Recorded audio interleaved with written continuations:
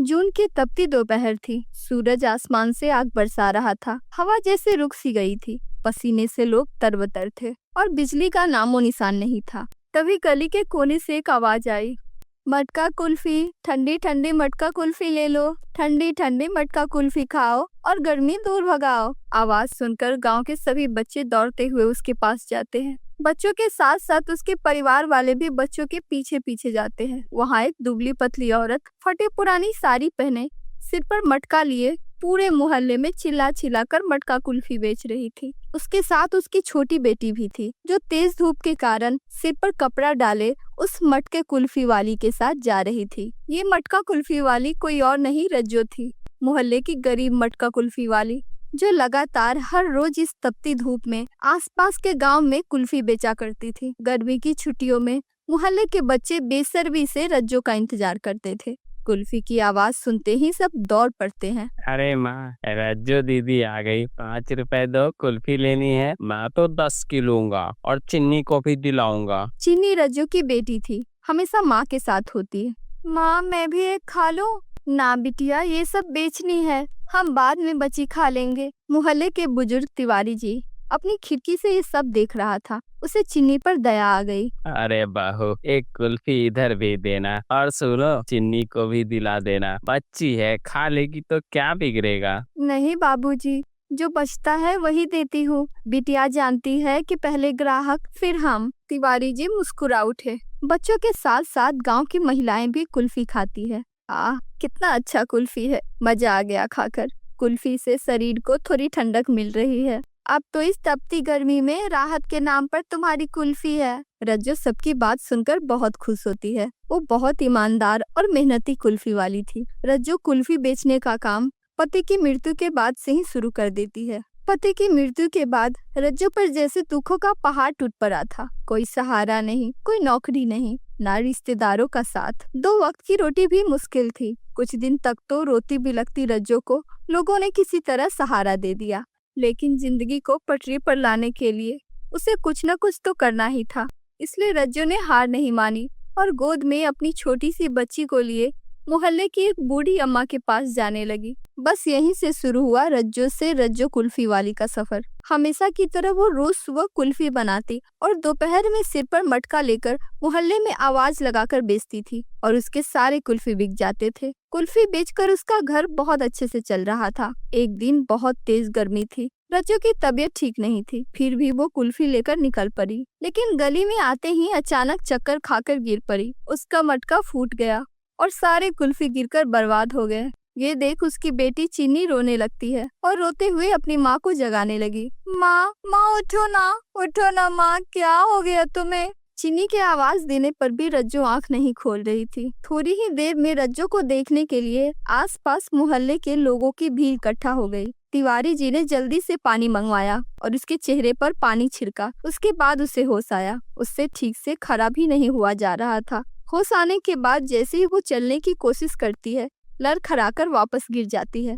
ये देख तिवारी जी गांव के एक आदमी को भेजकर डॉक्टर को बुलाते हैं। थोड़ी ही देर में सरकारी हॉस्पिटल की एक लेडीज डॉक्टर मधु आती है। रज्जो को तिवारी जी के घर लाया जाता है। वहीं डॉक्टर मधु उसका इलाज करती है। क्या हुआ डॉक्टर, सब ठीक तो है ना? रज्जो अचानक बेहोश क्यों हो गई? देखो, इसे बहुत कमजोरी है। लगातार कमजोर रहने की वजह से इसे अचानक चक्कर आ गया और वो गिरकर बेहोश हो गई। तुम्हें अपना बहुत ध्यान रखना पड़ेगा। अगर तुमने अपने शरीर के ऊपर ध्यान नहीं दिया तो कुछ भी हो सकता है। मैं ताकत की दवाई लिख देती हूँ, ये मंगवा लेना। अब तुम कंप्लीट रेस्ट करो, धूप में मत निकलो। लेकिन डॉक्टर, मैं आराम करूंगी तो मुझ गरीब का चूल्हा कैसे जलेगा? अगर तुम जिंदा रहना चाहती हो तो रेस्ट करना ही पड़ेगा और धूप में बिल्कुल नहीं निकलना है। इतना बोलकर डॉक्टर वहाँ से चली जाती है। डॉक्टर के जाने के बाद रज्जो और उसकी बेटी गांव वालों की मदद से हॉस्पिटल जाकर दवा लेती है। उसके बाद वो सीधा अपने घर जाती है। अगले दिन से रज्जो की आवाज उस गली मोहल्ले में सुनाई नहीं देती है। ना ही मोहल्ले के लोग अब उसकी कुल्फी का स्वाद ले पाते हैं, क्योंकि रज्जो अब सिर्फ अपने घर में आराम कर रही थी।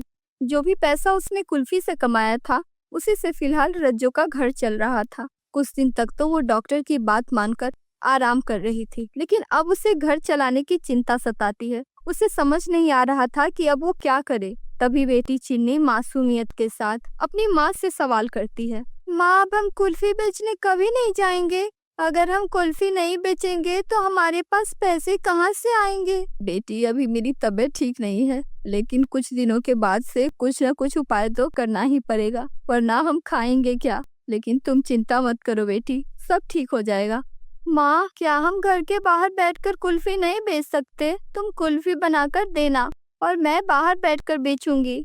नहीं मेरी बच्ची, बाहर धूप है, तू बीमार पड़ जाएगी, तुझे ये सब करने की जरूरत नहीं है। मैं हूं ना काम करने के लिए, कुछ दिन रुक जा, मैं कोई न कोई उपाय जरूर कर लूंगी जिससे तुझे कोई परेशानी नहीं होगी। अब तो तुझे स्कूल भी भेजना है, इसलिए तू बस पढ़ाई के बारे में सोच, काम के बारे में नहीं। रज्जू इतना अपनी बेटी को समझा देती है, लेकिन उसके मन में भी डर और चिंता थी कि आखिर वो कौन सा काम करे जिससे उसके घर में तो पैसे आए। कुल्फी तो धूप में निकलकर अब वो बेच नहीं सकती थी, क्योंकि डॉक्टर ने उसे धूप में निकलने से साफ मना किया था और घर के बाहर कुल्फी की दुकान लगाने के लिए बहुत सारे सामान की जरूरत पड़ती, जिसे खरीदने के लिए उसके पास इतने पैसे नहीं थे। अब तो उसे अपनी बच्ची को पढ़ाना भी था, उसकी जिम्मेदारी बढ़ने वाली थी, इसलिए वो सोच में पड़ गई। कुछ दिन तक आराम करने के बाद जब उसका स्वास्थ्य थोड़ा बेहतर हुआ, तब वो ब्रिजेश मिठाई वाले के घर में झाड़ू पोछा का काम करने लगी। किसी तरह अब उसके घर में 2 पैसे आने लगे। उसके बाद उसका घर भी अच्छे से चलने लगा। लेकिन रज्जू इस काम को करके ज्यादा खुश नहीं थी। उसका मन तो अभी भी कुल्फी बनाकर बेचने का था,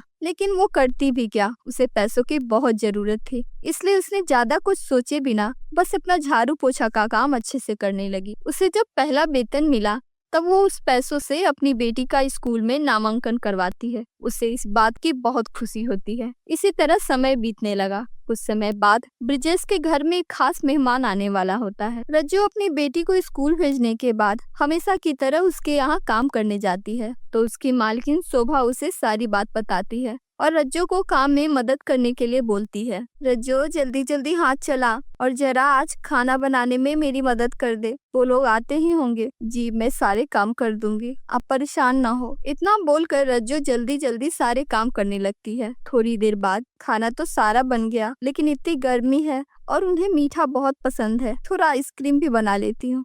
मैडम आप छोड़ दो, मैं ठंडा ठंडा मीठा मटके कुल्फी बना देती हूँ, आपके मेहमान को बहुत पसंद आएगा। अच्छा तो तुझे ये भी आता है? अच्छा तो बनाती हो ना, क्योंकि जो आदमी आने वाला है ये हमारे खास ग्राहक है और वो आज मिठाई का बहुत बड़ा ऑर्डर देने वाले हैं, इसलिए खातिरदारी में कोई कमी नहीं होनी चाहिए, खुश होकर जाने चाहिए। मैडम आप निश्चिंत रहो, बहुत अच्छा बनेगा। पहले मैं खुद मटका कुल्फी बनाकर बेचती थी, लेकिन जब से तबीयत खराब हुआ तभी से ये कुल्फी बनाकर बेचने का काम बंद हो गया। इतना बोलकर रज्जू मन लगाकर कुल्फी बनाने में लग जाती है। कुछ देर में बहुत सारा कुल्फी बनाकर एक मटके में रख देती है। जब शोभा के घर मेहमान आते हैं तब रज्जू के मालिक और मालकिन दोनों मिलकर मेहमान को खाना परोसते हैं और मेहमानों की खूब खातिरदारी करते हैं। अंतिम में जब सभी खाना खा लेते हैं उसके बाद शोभा रज्जू की बनाई कुल्फी सभी को परोसती है। कुल्फी खाते ही सभी मेहमान बहुत खुश होते हैं। वाह वाह, क्या कुल्फी है, इतना स्वादिष्ट कुल्फी है। भाभी जी को कुल्फी भी बनाने आता है, पता ही नहीं था। नहीं नहीं भाई साहब, ये कुल्फी मैं नहीं बनाई, ये तो मेरे घर काम करने वाले रज्जू ने बनाया है। उसके बाद सुबह रज्जू को इशारे से अपने पास बुलाती है। अरे वाह, तुमने वाकई में बहुत अच्छी कुल्फी बनाई है। एक काम करो ब्रिजेश जी, मेरे घर जो दावत होने वाली है उसके लिए आपके दुकान से मिठाई रहेंगे, साथ ही गर्मी के कारण मैं कुछ मटके वाली कुल्फी भी रखना चाहूंगा, अगर तुम बना पाओगी तो।